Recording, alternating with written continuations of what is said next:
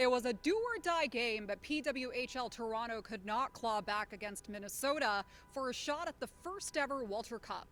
Heisey scores! The best-of-5 playoff series was tied 2-2 heading into the game, but in a deciding Game 5, Minnesota ended up defeating Toronto 4-1, and now they head to the finals. I'm pretty disappointed. I really thought they were going to bring it home with a win, but I guess not.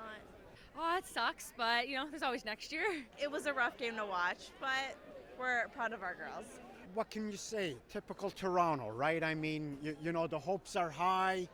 We're up 2-0, and it's disappointing, but it was a successful season. A lot of people attending.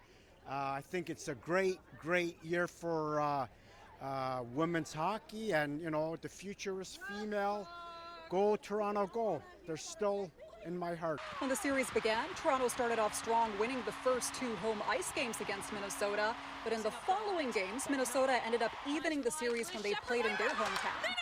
Now, Toronto hadn't scored since Game 2 and have been missing their leading scorer, Natalie Spooner, who has been out of the season due to a knee injury suffered in Game 3.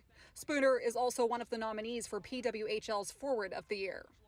Now, Toronto had a pretty good season in terms of fan support, pretty much selling out most home games, even breaking records at Scotiabank Arena earlier in the season when they played against Montreal. Now, Minnesota is set to face off against Boston in the first ever PWHL final. At Coca-Cola Coliseum, Jazan Grewal, City News.